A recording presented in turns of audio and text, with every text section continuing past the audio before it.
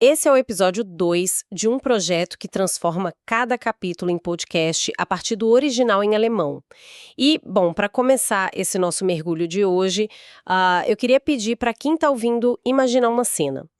Vamos lá. Imaginem dois mapas, tipo dois mapas translúcidos da Europa Central, ali bem na virada do século XIX para o XX. E aí, o primeiro mapa mostra onde está a riqueza extrema, sabe? Certo, os grandes donos de fábricas, o alto escalão. Isso, exatamente. Os mestres do capital, a galera do trabalho hiperqualificado. Aí a gente pega o segundo mapa, que mostra só a filiação religiosa das pessoas. Rua por rua, cidade por cidade. E aí a mágica acontece. Pois é, quando a gente sobrepõe esses dois mapas, as manchas de cor batem com uma precisão que é, assim, assustadora. E hoje, a nossa missão nessa análise é justamente desvendar um quebra-cabeça histórico muito bizarro. Muito bizarro e muito fascinante, né? Sim, a gente vai tentar entender por que o caminho para o paraíso puritano construiu de um jeito totalmente acidental a máquina de lucro mais implacável de toda a história humana. E, olha, é justamente essa precisão estatística que torna a investigação original do Max Weber uma coisa tão incontornável, sabe? Uhum. O nosso foco hoje cai direto no capítulo inicial da análise clássica dele sobre a ética protestante, mais especificamente, aquele trecho que fala sobre o problema da confissão e da estratificação social. Só para a gente alinhar os termos aqui, quando a gente fala de confissão, no texto em alemão a palavra é Confession, certo? Exato, confession. E isso não tem nada a ver com entrar numa cabine e confessar os pecados por um padre, né? Não, que bom que a gente já está tocando nisso. No contexto do Weber, confession significa simplesmente a denominação religiosa. É o pertencimento a um grupo, tipo nas estatísticas de censo mesmo. Ah, entendi. Tipo católico, protestante, essas coisas. Perfeito. E o ponto central desse capítulo é um mistério sociológico brutal.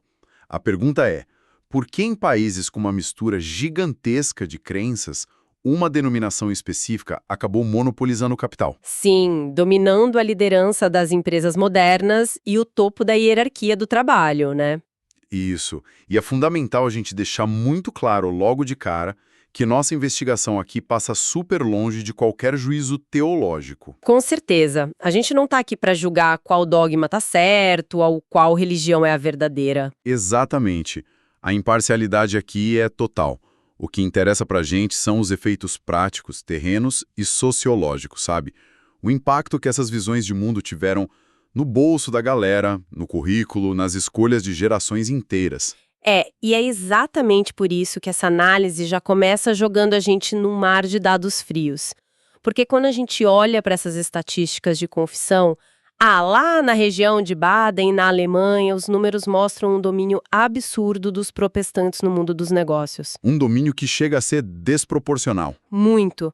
Mas, lendo isso, a primeira coisa que vem na cabeça, a objeção mais óbvia é: não seria isso só dinheiro antigo? A famosa riqueza herdada. A gente sabe que lá no século XVI, as cidades mais ricas já tinham abraçado a reforma protestante. Então, não é meio natural pensar que os tataranetos dessa galera só herdaram mais dinheiro e, consequentemente, tiveram acesso a escolas melhores? É um argumento super válido. E a riqueza herdada pesa sim. Os registros históricos do Weber não escondem isso de jeito nenhum. Uhum. Para dar um exemplo, ele traz as estatísticas fiscais lá de Baden. O imposto cobrado sobre o capital, a cada 1.000 habitantes evangélicos, beirava os 954 mil marcos. Nossa, muito dinheiro para a época. Muito. E para os católicos, esse mesmo imposto ficava estagnado na casa dos 589 mil marcos. Caramba, é quase o dobro de diferença patrimonial. Pois é, existe uma disparidade material gritante aí. E faz sentido, né? Para abrir fábricas gigantes ou bancar uma educação de elite, você precisa de recursos que gerações passadas foram acumulando. Mas, Se a gente parar a análise só na herança, a gente bate num muro.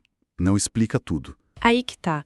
Porque usar a herança como desculpa só empurra o mistério lá para o passado, né? Exatamente. Se a desculpa é que os protestantes tinham mais grana no século XIX, porque as cidades deles já eram ricas no século XVI, a pergunta que fica é por que essas regiões tão prósperas, esses polos super avançados do Império, decidiram fazer uma revolução religiosa contra a Igreja Católica em primeiro lugar? E essa é a grande charada.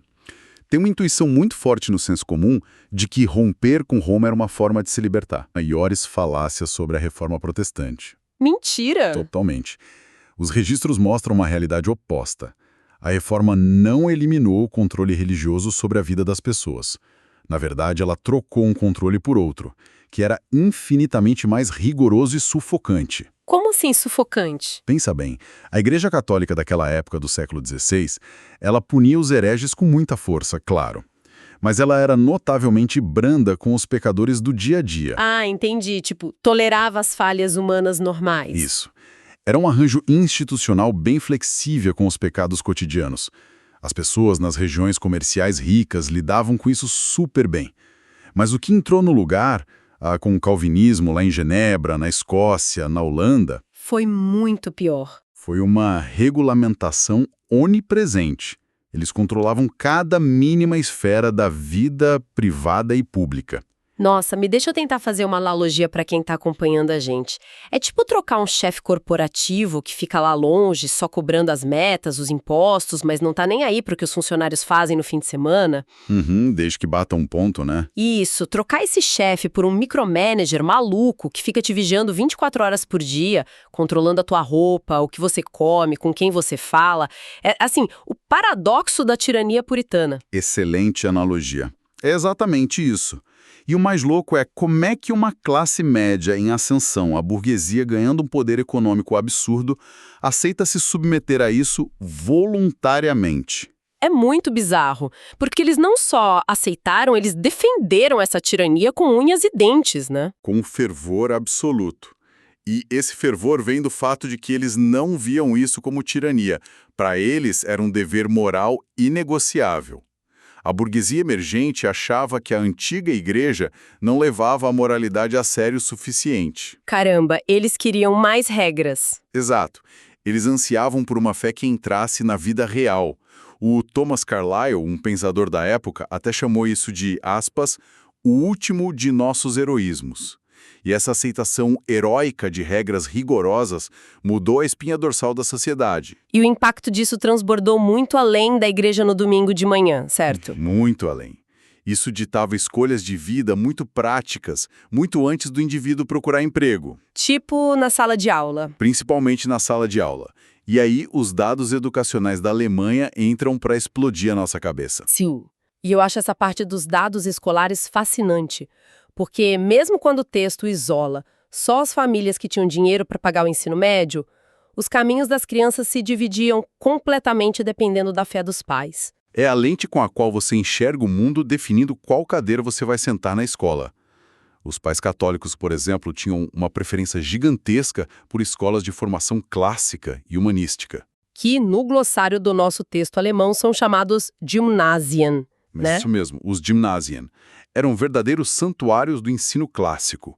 O foco ali era o grego, o latim, muita literatura, preparação teológica, tudo muito tradicional e contemplativo. Uma vibe bem mais intelectual e abstrata. Exato. Mas aí do outro lado, as famílias protestantes estavam mandando os filhos para as Realschulen. As Realschulen eram meio que as escolas técnicas da época, não é?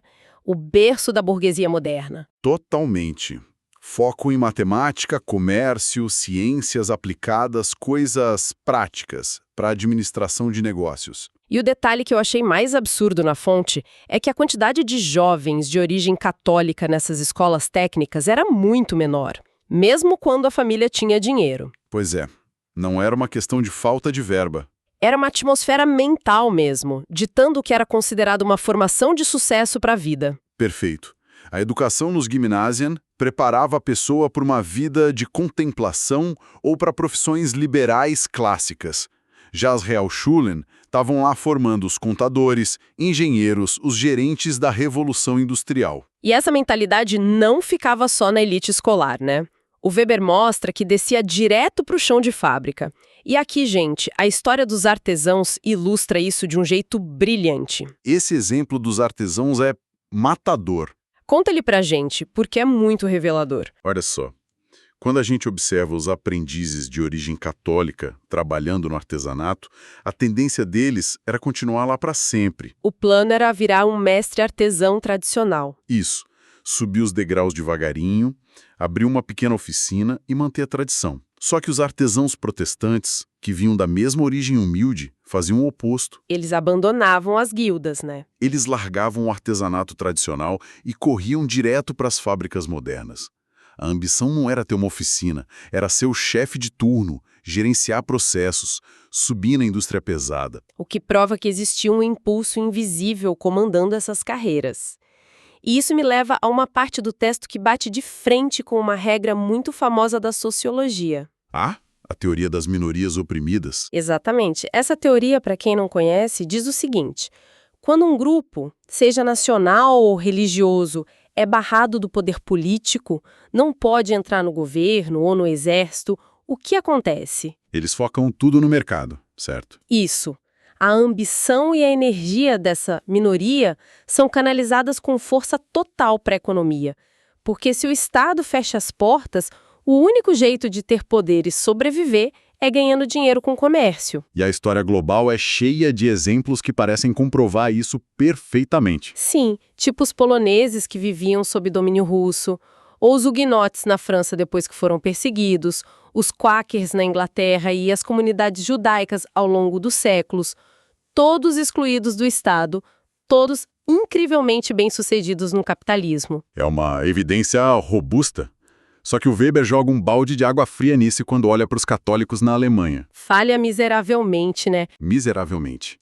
Os católicos na Alemanha, ou mesmo em períodos de perseguição na Holanda e na Inglaterra, não deram nenhum salto econômico espetacular quando viraram minorias marginalizadas. Caramba! Ou seja, ser oprimido politicamente não transformou os católicos em grandes industriais? Essa regra da exclusão quebra completamente aqui. Quebra, e a contrapartida deixou o argumento do Weber ainda mais forte. Porque os protestantes mostravam esse racionalismo econômico intenso em qualquer cenário, fosse governando o país com mão de ferro ou sendo uma minoria dominada, a vocação deles por empreendedorismo continuava igualzinha. Independente do ambiente externo. Exato. A opressão política não é a resposta para esse sucesso financeiro. O que nos empurra para uma conclusão meio inescapável, né? Se a resposta não está na política, ela tem que estar na natureza íntima, dentro da crença deles. Exatamente. E entrar nesse território da crença significa derrubar um estereótipo popular da época, que inclusive rendeu um ditado muito sarcástico que o texto cita. Ah, eu adoro esse ditado. É aquele que diz: o católico prefere dormir tranquilo, enquanto o protestante gosta de comer bem. Esse mesmo. É uma frase que reflete muito o senso comum. A ideia era que os católicos eram focados em ideais espirituais, aceitavam ter menos dinheiro em troca de segurança e paz de espírito. Daí o dormir tranquilo. E o protestante, no caso? Seria aquele cara materialista que ama o mundo, os prazeres seculares, a ostentação, e por isso comer bem? Isso. Só que, adivinha, a história mostra que esse estereótipo do protestante bon vivant é completamente furado. E aí entra um conceito-chave em alemão que a gente precisa trazer para o nosso glossário. Weltfremdheit. Uma palavra de peso.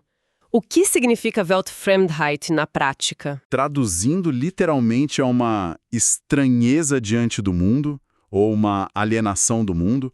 É aquela postura profundamente ascética, sabe? Uma rejeição total dos luxos, da vaidade material, dos prazeres terrenos. A pessoa vive no mundo físico, mas a cabeça e a alma estão 100% focadas no divino. E a gente costuma associar isso aos monges católicos isolados nas montanhas. Pois é, mas o texto do Weber destrói a ideia de que o Weltfremdheit era monopólio católico. Quando a gente estuda os primeiros puritanos ingleses ou os huguenotes franceses originais, o que a gente encontra é de uma severidade assustadora. Eles passavam bem longe da ideia de fazer banquetes ou de comer bem. Muito longe. O puritanismo no começo era uma coisa sombria, rígida. Imagina uma galera que condenava teatro, roupas coloridas, proibia a festa, repudiava qualquer futilidade. A vida era uma aprovação contínua. Literalmente. Então, se alienação no mundo significa desprezar os confortos materiais, esses calvinistas lá do século XVI eram muito mais alienados do mundo físico do que a imensa maioria dos católicos. A religião engolia cada minuto do dia deles. Mas pera, isso gera um paradoxo gigantesco. E eu acho que esse é o maior nó da nossa análise. Qual? Bom, se esse grupo de pessoas fugia de todo e qualquer prazer material de forma tão radical, como é que justamente eles construíram o sistema econômico que mais gerou riqueza e luxo material na história? É brilhante, né? É a grande ironia da história. Como o cara que menos liga para luxo acaba inventando o capitalismo moderno. A resposta está na mecânica da crença. Vamos detalhar o como isso funcionou. Imagina a mente desse puritano. De um lado, a religião martelava que o trabalho não era só para pagar as contas. O trabalho era uma vocação divina, um dever sagrado. Ele tinha que trabalhar de forma metódica, incansável, de domingo a domingo. O que naturalmente gera muito lucro, porque o cara é uma máquina de produzir. Exato. Mas do outro lado da moeda, essa mesma religião proibia terminantemente que ele gastasse um centavo sequer desse lucro com ociosidade, com luxo, com diversão. Ele não podia comprar roupa de seda ou dar uma festona. Então ele ganhava rios de dinheiro, mas não tinha onde gastar. E a matemática disso é meio óbvia. É inevitável. Se você tem uma ética de trabalho implacável, gerando dinheiro, mas um ascetismo rigoroso bloqueando o consumo, o que sobra? Acumulação de capital. Acumulação maciça. A única coisa que a religião aceitava que você fizesse com aquele dinheiro sobrando era reinvestir. Reinvestir no próprio negócio, melhorar as ferramentas, abrir mais fábricas. Nossa, então a eficiência econômica, essa coisa do capital de investimento, nunca foi o objetivo de vida deles, foi um acidente. Um puro subproduto acidental de uma teologia extremamente estrita. Que loucura! É uma união muito bizarra entre piedade e dinheiro. Quer dizer que as religiões mais estritas geraram os capitalistas mais agressivos? Sim, e os casos dos pietistas, dos quakers e dos menonitas deixam isso cristalino. Conta pra gente sobre os menonitas, porque o exemplo do rei da Prússia que tem no texto é simplesmente sensacional. É um dos melhores exemplos. Os menonitas e os quakers eram grupos que rejeitavam totalmente um mundo corrupto. Eles eram pacifistas extremos, não faziam juramentos ao Estado, viviam isolados. Completamente fora dos padrões da época. E aí entra o rei Friedrich Wilhelm I da Prússia. E a Prússia, para quem não lembra das aulas de história, era basicamente um exército com um país anexado. Era o auge do Estado militarista. O rei Friedrich exigia subordinação cega. Ele militarizou tudo, mas, surpreendentemente, ele tolerou os pacifistas menonitas no território dele. Ele deu isenção do serviço militar para eles num reino focado em guerra. Por que ele faria isso? Porque ele percebeu que a capacidade de gestão, o rigor que eles tinham com as fábricas e com o comércio, era algo insubstituível. Eles eram o motor industrial do reino. O rei olhou para aquilo e pensou: eu preciso mais das fábricas desses caras girando a economia do que de meia dúzia deles segurando espingardas no fronte. Impressionante. A eficiência deles dobrava até a vontade do Estado mais bélico da Europa. Mas, ouvindo tudo isso, eu fico com uma dúvida e aposto que muita gente que está ouvindo também. Pode jogar na mesa. Não seria esse foco nos negócios só uma rebeldia de jovens contra pais muito conservadores? Sabe, a primeira geração é super religiosa, cria os filhos com rédea curta, aí os filhos se sentem sufocados, mandam a religião passear e focam em ficar milionários por pura rebeldia. Faz sentido, não? Faz muito sentido na teoria e é uma hipótese tentadora, a da ruptura de gerações. Mas quando Weber analisa as biografias e os registros comerciais da época, ele desmente isso de cara. Mentira que eram as mesmas pessoas? Eram a fé ardente que controlava a rotina da casa e o faro genial para os negócios coexistiam em perfeita harmonia nos mesmos indivíduos na mesma geração. Não estavam em conflito, eles ganhavam muito dinheiro porque eram religiosos, não apesar de serem. Operava em simbiose total. O Montesquieu, um famoso filósofo da época, resumiu isso muito bem quando analisou os ingleses. Ele disse que os ingleses eram os melhores do mundo em 3 coisas simultaneamente: na piedade, no comércio e na liberdade. E isso amarra perfeitamente com a visão maior do nosso projeto aqui. Essa análise de hoje não é só um apanhado de curiosidades antigas. Ela joga uma luz enorme sobre a cultura que a gente vive hoje. Sem dúvida. Ela muda a base de tudo. Porque ela prova que o motor do capitalismo não nasceu daquela alegria de viver, do desejo de ostentar que a gente vê hoje no Instagram, sabe? E também não nasceu da ganância humana genérica, porque gente gananciosa existiu na época dos faraós, na Roma Antiga, em todo lugar. A ganância por si só não cria fábricas automatizadas. Exatamente. A grande novidade, o pulo do gato invisível, foi transformar o trabalho racional e metódico num dever divino. E isso foi criado de forma acidental, por pessoas que, na verdade, só queriam fugir do mundo. É irônico demais. A máquina que sustenta toda a nossa realidade material, do celular que a gente usa, aos prédios que a gente mora, foi projetada por mentes que estavam desesperadas para rejeitar qualquer recompensa material. Bom, chegando aqui na reta final da nossa investigação de hoje, depois dessa enxurrada de história e comportamento, o que tudo isso significa na prática? É hora dos nossos aprendizados, né? Isso. Para sintetizar para nossa audiência, eu separei os 3 grandes aprendizados desse texto. O primeiro deles, a diferença gigantesca de sucesso que rolou entre grupos diferentes no mundo corporativo lá atrás, não era só sobre quanto dinheiro tinha no cofre da família. Não mesmo. O verdadeiro motor era a atmosfera mental. Era uma lente cultural tão profunda que ditava coisas super práticas como escolher uma escola técnica ou a ambição do artesão em virar um gestor de fábrica. As nossas crenças invisíveis definem o teto do nosso sucesso pragmático. Esse é um baita ponto. E o segundo grande aprendizado desse texto desmonta a visão romântica que muita gente tem sobre o progresso e a burguesia. O mito da liberdade. Isso. A gente tende a achar que a burguesia lutou por liberdade total para enriquecer em paz, sem regras. Mas foi o oposto. Essa classe social abraçou com unhas e dentes um sistema que fiscalizava a moralidade deles do nascer ao pôr do sol. A tão sonhada liberdade comercial moderna nasceu, na verdade, numa incubadora de autodisciplina que beirava a tirania.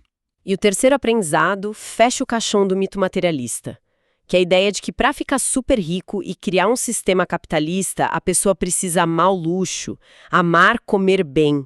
E a história jogou a real pra gente. A maior geração de riqueza aconteceu entre pessoas radicalmente alienadas das tentações terrenas. A eficiência e a acumulação foram só um efeito colateral de não poder gastar o dinheiro suado do trabalho divino em futilidades. A ironia máxima da história ocidental.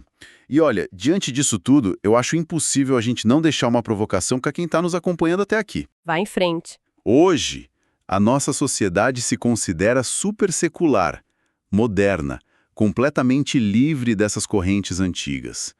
Mas fica a pergunta: que tipo de dogmas invisíveis continuam governando silenciosamente as nossas escolhas de carreira? Nossa, é verdade. Talvez hoje não usemos vocabulário religioso, mas sim o vocabulário da cultura corporativa, do sucesso a qualquer custo, da hiperprodutividade.